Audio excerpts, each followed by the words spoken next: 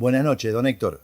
Vamos a dar inicio a este episodio número 5. Vamos a continuar el tema de la inflación porque quedaron algunas cosas, algunas ideas para completar respecto de este tema tan polémico y tan dramático para la economía argentina, ¿sí? ¿Le parece que arranquemos? Sí, desde ya primero te agradezco las entrevistas estas. Espero que sean didácticas, más allá de lo informal, porque son charlas, ¿no? Si no, tendrían que ser clases y tendrían que organizarla. Pero en efecto, quedaron algunos puntos de inflación que me interesaría,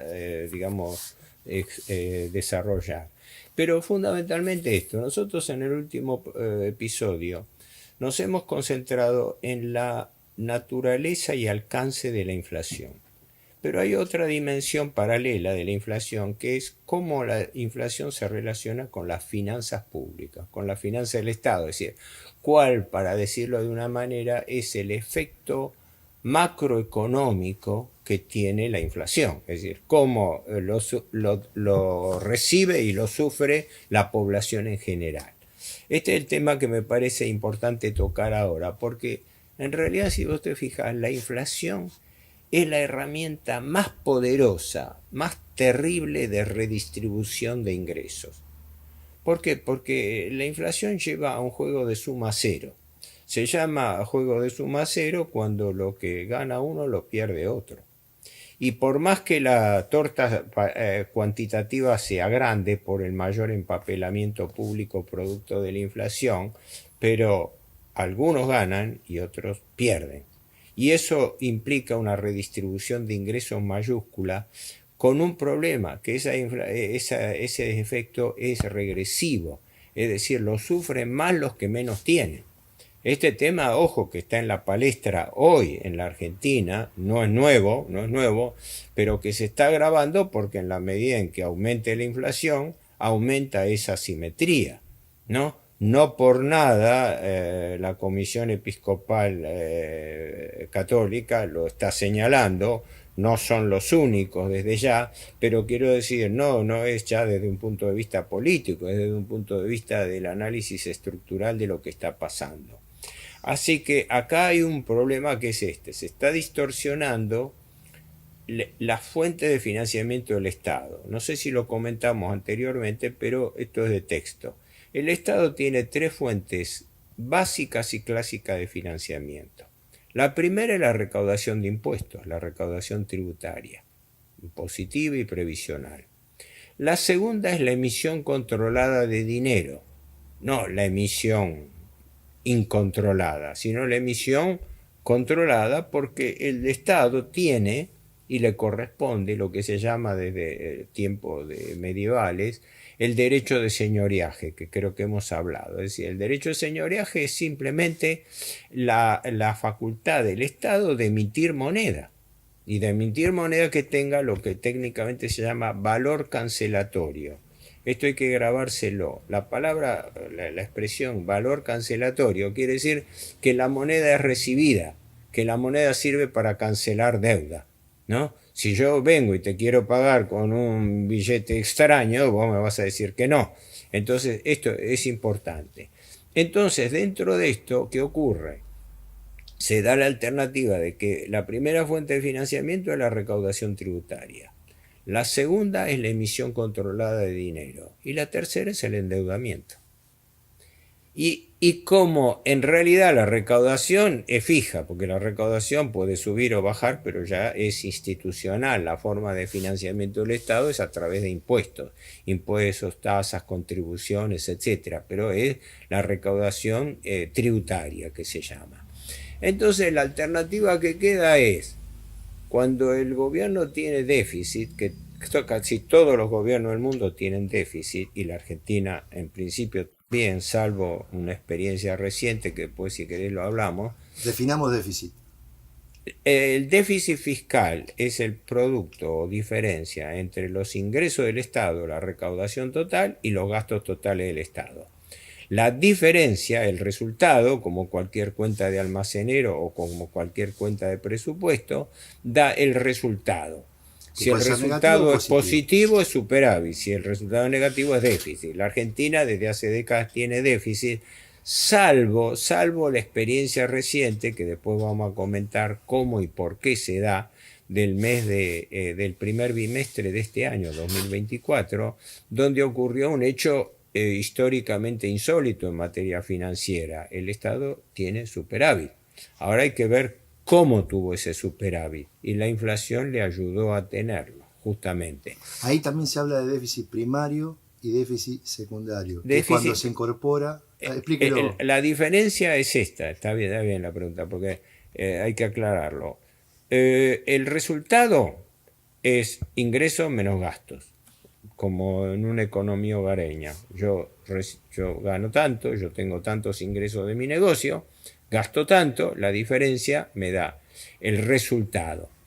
Se llama resultado primario la primera cuenta, ingresos menos gastos, sin contar intereses en el caso que yo esté endeudado. Entonces, después que hago ese primer resultado, el resultado primario...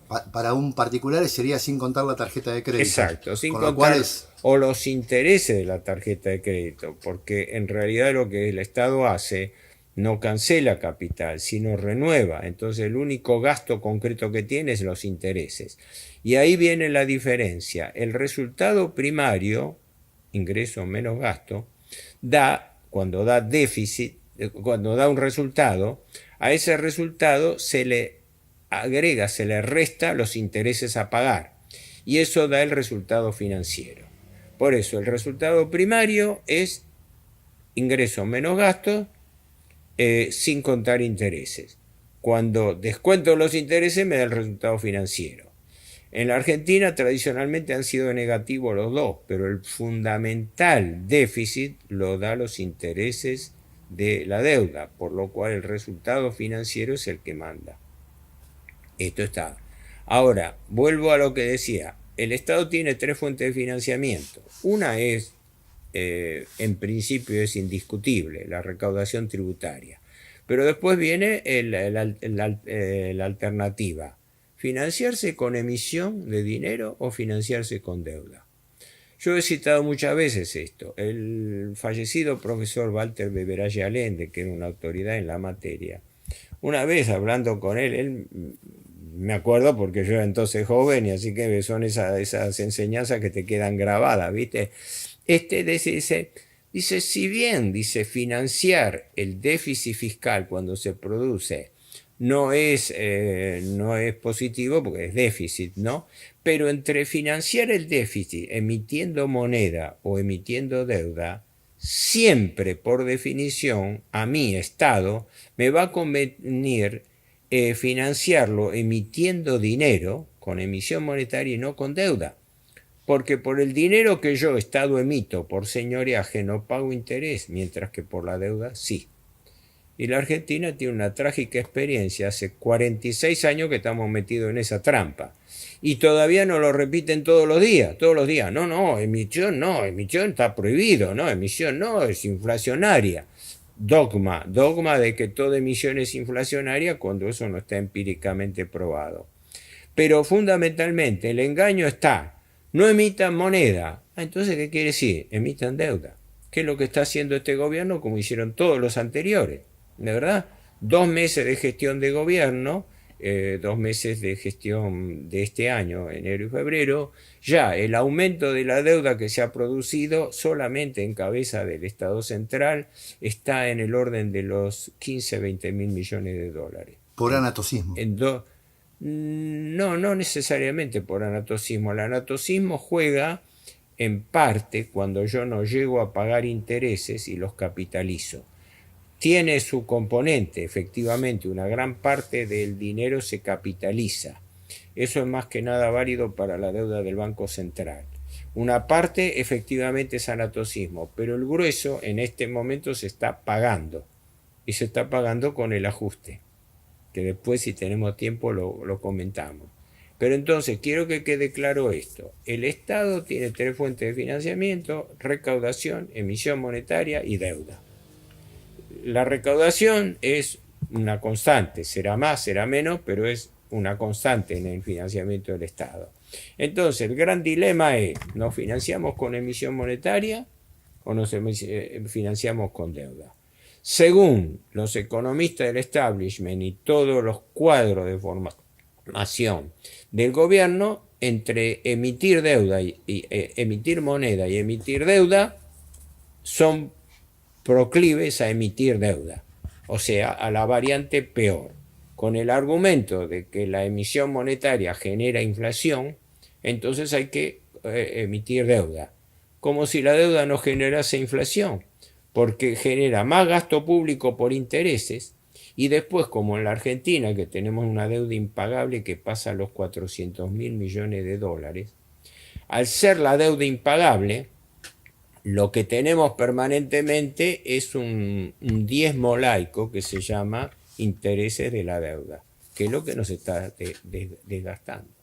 Ahora, todo eso, para no irme lejos de lo que habíamos empezado a hablar con la inflación, todo ese enjuague, que probablemente lo desarrollemos más adelante, más en detalle, hace que en lo inmediato el gran problema que tenemos es que toda esta emisión monetaria que se está haciendo, sea por emisión directa o sea por endeudamiento, porque se toma endeudamiento y el endeudamiento también es ingreso de dinero y consecuentemente es más inflación, porque es más dinero que se echa al mercado.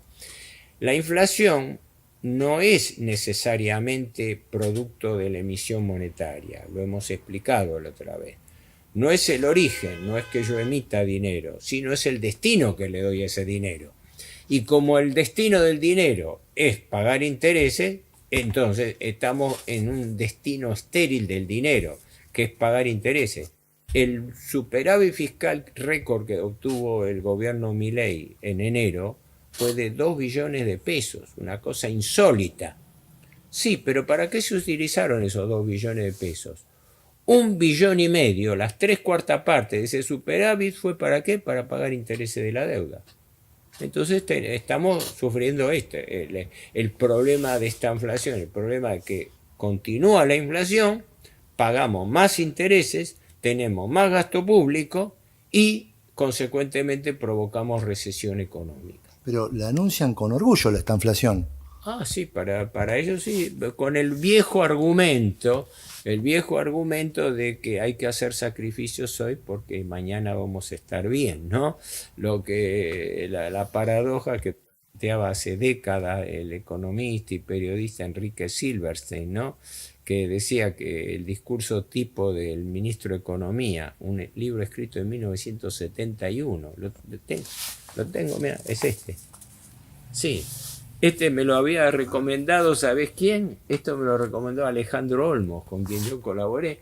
Me dice, Juliano, dice, si usted quiere tener una predicción de lo que pasa en la Argentina, lea esto, que él lo decía en forma cáustica, pero válida. Si querés, son 7 puntos, lo leemos. No sé si tenemos tiempo, sí, cómo no. O se nos va. Hace un repaso por diversos economistas. No. Él lo que decía, año 1971, ironizaba Silverstein en este libro, cómo tenía que ser el discurso tipo de cualquier ministro de Economía. Ah, qué interesante. Y entonces decía así, dice, todo ministro de Economía tiene que tocar 7 puntos. Estos 7 puntos son: 1. Jamás el país estuvo peor desde el punto de vista económico. Fíjate. Tal cual. Bueno, también yo creo que este cómico que falleció hace tiempo y todo, Tato Bore, parafraseaba lo mismo. Él lo decía en forma más humorística, pero decía básicamente lo mismo. Pero creo que el autor fue este. Entonces, jamás estuvimos peor. Punto 2. Hay que hacer toda clase de sacrificios para salir adelante. Oye, Argentina. El discurso vigente de abril del 2024. 3. La estabilidad es lo fundamental. Conseguida la estabilidad, estamos salvados. La macro. 4. La moneda sana es el objetivo de nuestra acción de gobierno, ¿no? Hay que tener reservas, hay que dar. 5. El déficit fiscal se reducirá más allá de lo posible, ¿no? O sea, hay que tener equilibrio fiscal. 6. Terminaremos inexorablemente con la burocracia, que es lo que provoca, según Eva. 7, me confundí, eran 8 puntos, no 7. 7, las medidas impopulares que debemos tomar son inevitables. Y octavo, suframos hoy que mañana, y pone entre paréntesis o pasado, estaremos bien. Es el discurso de hoy, es el discurso de 46 años de endeudamiento público y de un siglo, de 7 décadas del predictivo libro de Silver. Uno se lo dice a los jóvenes votantes de este gobierno que esto no es nada nuevo, que esto es viejísimo, y no le creen sinceramente que esto es una novedad. Sí. Ahora, sí. Permitime esto para no perder el hilo, porque yo tampoco soy ducho en eso. ¿Qué ocurre? La emisión no se ha eliminado. Hoy en día se emite dinero, pero se emite dinero para pagar intereses de la deuda, ¿eh? Ojo. No macaneamos con eso, y peor ¿Deuda todavía. externa o deuda de los bonos locales? Deuda de bonos locales, y deuda del Banco Central. Los pases y en las pesos. Las letras de liquidez LELIQ y los pases pasivos, efectivamente. Constituyen hoy la principal fuente de emisión monetaria. O sea, no se emite para cubrir el déficit fiscal, se emite para pagar intereses de la deuda. No solamente del Tesoro, sino del propio Banco Central, lo cual es gravísimo. Lo cual se dice que el gobierno quiere eliminar. Bueno, sí, ya tenemos el discurso, sí, lo hacemos. Hoy estamos pagando usura pura.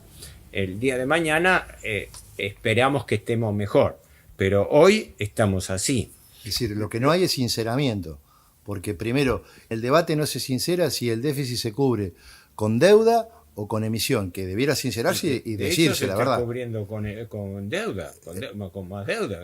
¿Qué estamos haciendo? Estamos pidiendo deuda al propio Fondo Monetario Internacional que nos amplíe el crédito, deuda a los organismos internacionales de crédito, deuda que coloca con 2 subastas quincenales el Tesoro Nacional, con fondos de inversión nacionales e internacionales. Deuda que se renueva permanentemente con canjes de deuda que está organizando en este momento el ministro Caputo, como todos se han hecho entre enero y febrero, se ha hecho refinanciación de deuda, pateándolo como siempre, pateando las deudas para adelante al 2025, 26, 27. Es decir, la tarea del ministro Caputo es patear las cosas para adelante, hacer agua, como alguien que se le viene la corriente y empuja el agua para aguantar, para patear para adelante. ¿Por qué? Bajo la premisa de que hoy tenemos que hacer este sacrificio porque mañana vamos a estar mejor. Deuda. Y al mismo tiempo se emite para pagarle LELIQ y pase. Son parte de la deuda, nada más que la primera es la deuda en cabeza del Estado Central, en la Tesorería de la Nación, y otra es la cuenta paralela que existe en el Banco Central, porque como el Banco Central es un organismo independiente, tiene su cuenta propia, pero no tengo a mano ahora los papeles, pero el Banco Central tiene una deuda por LELIQ de 43 billones de pesos y una deuda que son a 27 días y una deuda por pases pasivos que es a un día de 33 billones de pesos. Total 76 billones de pesos. Eso significa que el país está pagando de intereses solamente por vía del Banco Central, que no son las del Tesoro, está pagando entre 100 y 150 mil millones de pesos por día de intereses. Y de eso nadie dice media palabra. Esto, digamos, que usted acaba de mencionar, las LELIQ y los pases, no son deuda externa. Deuda. Esa es deuda local. Es deuda local. Deuda local en pesos. En pesos. Claro, pero con una inflación que va potenciando a una tasa de interés con un piso de 80% anual, que es un 6 mensual. Es una sangría de dinero tremenda por intereses que está pagando el gobierno. Para pagar esto se emite, ¿estamos de acuerdo? Claro, se emite. Ahora, se emite. Se emite para pagarle a los. ¿Se imprime papel moneda?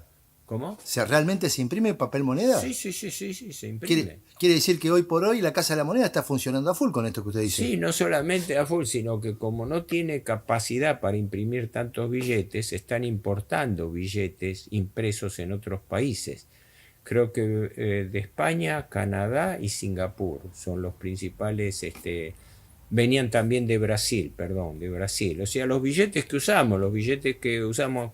Pero son billetes que van a las entidades financieras, No, tenedoras billetes que van al Estado, porque en realidad quien quien los compra, ¿no? En lugar de imprimirlo, como no hacía tiempo imprimirlo, contrata con una imprenta extranjera. Estamos de acuerdo. El Banco Central, en realidad, o más precisamente la Casa de la Moneda, no es que emite solo ella moneda, contrata. De ahí el principal contratista tan discutible de la Casa de la Moneda, que es la imprenta Chicone Asociado, que siempre ha sido motivo de especulación, porque claro, como proveedor monopolista de dinero, a su vez estaba siempre interactuando con las autoridades del Banco Central, y acá las subastas nunca son transparentes y las compras al exterior tampoco, ¿no? Pero lo que yo sé, si no me equivoco, es que los principales proveedores de dinero impreso, es decir, se le paga la impresión del dinero, ¿no? O sea, diferenciemos el valor nominal del billete del costo del billete. El costo del billete es la impresora y la tinta, el papel que se gasta, pero generalmente el billete tiene un valor muchísimo menor que el que representa. No, uno toma ahora un billete de 1.000 pesos o de 2.000 pesos, ahora se van a empezar a emitir billetes de 5.000 y 10.000, pero el valor del billete en sí, de confección del billete, es mucho menor. O sea, por el famoso tema que hablamos en los programas anteriores, el dinero no tiene valor intrínseco, no tiene valor en sí mismo. Es un valor, eso es un papel representativo de valor. Yo te doy a vos 1.000 pesos, ¿no? Pero dentro de la cancelación que yo te estoy haciendo, te estoy pagando con un papelito impreso algo que tiene un valor mucho mayor. Se decía en un momento que la masa de dinero que está en la LELIQ y en los bonos es el doble del circulante que está en la calle. Sí, mucho más del doble. Ahora, lástima que, bueno, si sabía, tenía los papeles a mano, pero si no me equivoco, la base monetaria es aproximadamente 9.510 billones de pesos, mientras que la deuda por LELIQ y pases pasivos es de 76.000. Repítame el número. No, perdón, de 76 billones. Dije mal. La base monetaria, creo, si no me equivoco, que hoy en día es unos 9 y pico billones de pesos. Billones. Es el dinero en circulación y el que está en los encajes bancarios. Pero además... De los particulares. De los particulares, que ponen en circulación, en poder de la gente, billetes y monedas en circulante en poder del público, más los depósitos que están en cajas de ahorro, o sea, el dinero inmediato. Pero además de eso está el dinero que tiene tomado en préstamo y por el cual paga interés el Banco Central, lo que se llaman pasivos remunerados, que son las letras de liquidez LELIQ a 28 días, que pagan el 110% anual, y los pases pasivos a un día de plazo, quiere decir que todos los días está renovando el gobierno, a un día de plazo, que pagan 80% anual. Que acumulado da... Que es claro, los intereses devengados, los intereses que van cayendo al gobierno solamente por toda esa masa de dinero, pasan los 100.000 millones de pesos por día de intereses. Por día. Por día. Y según como se calcule, la suma millones. Llega a 150. ¿En dólares? 100.000 millones. Sí, casi hoy en día estamos con un dólar a 906 pesos, una cosa así. Estamos aproximándonos a 100 millones de dólares por día. Claro, está comiendo 3 ceros.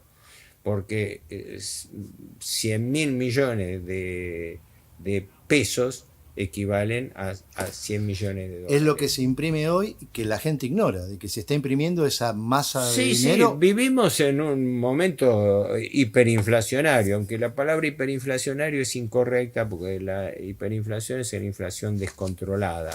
Estamos con altísima inflación y bueno, 25% mensual en diciembre, 20% en enero, 15% en febrero y se especula que en marzo serían un 13-15%. Retomando esto de la inflación y ya cerrando, Sí. ¿está bien decir, como dicen los liberales, que la inflación es un impuesto encubierto? En definitiva, Bueno, sí. Eso lo digan los liberales, es una cuestión de texto. En cualquier manual se dice y se censura que la inflación actúa como un impuesto, efectivamente. ¿Por qué? Porque en lugar de ser uno que contribuye pagando el impuesto, es uno que lo sufre bajando la capacidad adquisitiva.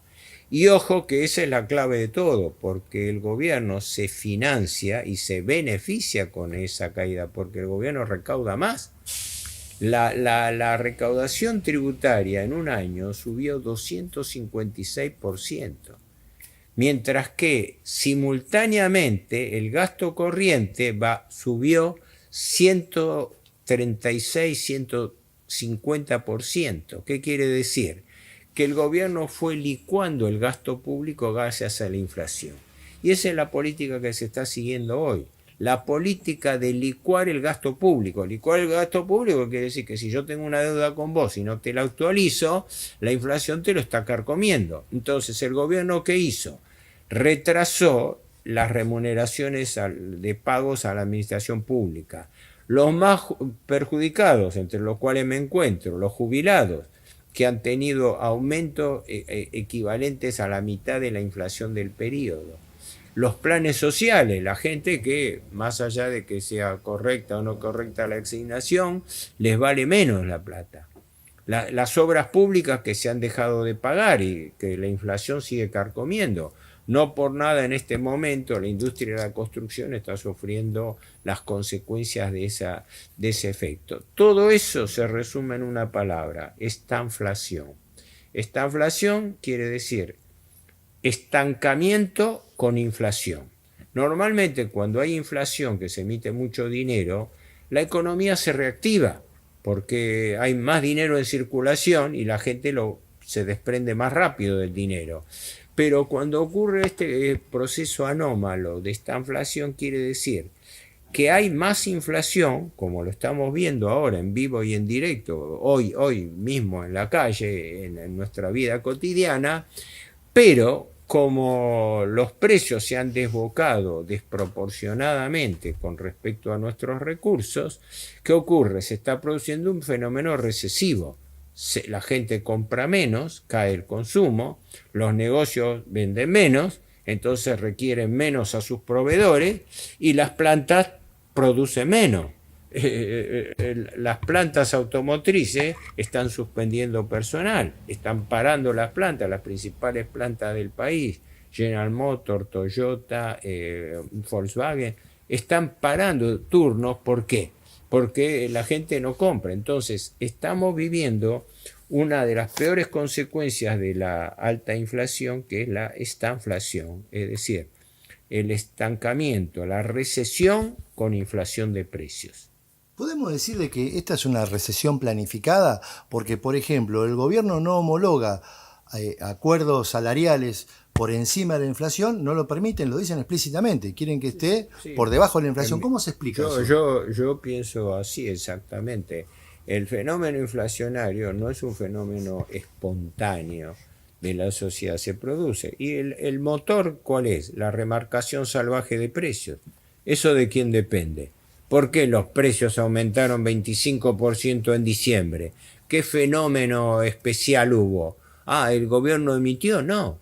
Las empresas remarcaron precios en forma salvaje, sin control, porque asumió un gobierno que ya venía con el gobierno kirchnerista con un piso del 10% mensual de inflación, pero asume el gobierno anarcoliberal de Milei y le dice a los empresarios: señores, piedra libre, acá no hay controles de precios, los precios los fija el mercado. Y como el mercado es las empresas formadoras de precios contra un consumidor atomizado que no tiene ninguna influencia sobre los precios, lo que hicieron fue estrangular el bolsillo de la gente para tratar de frenar en parte esa estampida inflacionaria que provocaron. Por eso creo que lo mencionamos antes, esta no es una llamada hiperinflación heredada, es una hiperinflación provocada por aumento de precio, aumento de la presión tributaria, aumento de precios y tarifas de servicios públicos, retraso del pago salarial, es decir, aumentan los gastos y no al par y paso los ingresos. Este es el fenómeno de esta inflación que estamos viviendo. No sé, yo traté de apretarlo porque esto es un poco...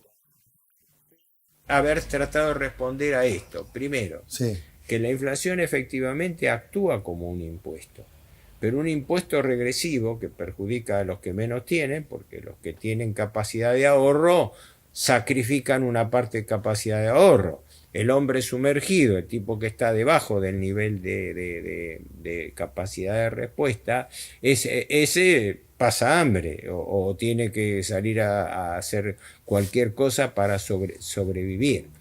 Este es el momento que vivimos, exacerbado por las medidas provocadas por el gobierno. Esto no es neutro, es decir, esto no ocurre como un fenómeno, una maldición de la naturaleza, es un fenómeno controlado para de esta manera que licuar gasto público y aumentando el ahorro que consigue así compulsivamente el gobierno, tener más plata ¿para qué? Para pagar más intereses de la deuda pública. O sea, por eso el ajuste se está haciendo para poder pagar más intereses de la deuda. Porque hay un enfriamiento generalizado de la economía, es decir, porque no solamente afecta a particulares, también afecta a la industria, a los empresarios, a las pymes nacionales. La regla es, con la inflación y todo el negocio financiero que viene atrás, del cual hablaremos más adelante, con la inflación y con el negocio financiero que le abre las puertas de par en par a la especulación financiera, porque esto no es materia de la economía real, es materia de la finanza, de la economía financiera. Efectivamente, con ese fenómeno, el gobierno se está beneficiando. ¿Para qué? Para dar destino a ese dinero para sostener los servicios de intereses de la deuda pública. Muy bien. Don Héctor, ¿le parece, aprovechando esto último que dijo, ¿le parece que hablemos la semana próxima sobre el negocio financiero que está en auge, está en apogeo? Claro, sí. Si queremos darle hilación a estas charlas, porque, insisto, perdónenme los espectadores, es una charla informal, uno no sigue una mecánica tan estricta, pero efectivamente sería oportuno eso para demostrar cómo, aparte del perjuicio directo que provoca el esquema inflacionario, cómo a su vez ese esquema inflacionario produce distorsiones, gravísimas distorsiones, que son aprovechadas por el capital financiero. Y esa es la forma en que la finanza está matando la economía. Claro. Bueno, entonces quedamos así. La semana que viene vamos a tratar esto del carry trade, que como se le llama técnicamente, ¿le parece? Sí. La bicicleta financiera, sí, el negocio financiero en la Argentina y la consiguiente fuga, que es el drama principal también, ¿no? Sí, de acuerdo. Bueno, quedamos así, don Héctor. Gracias.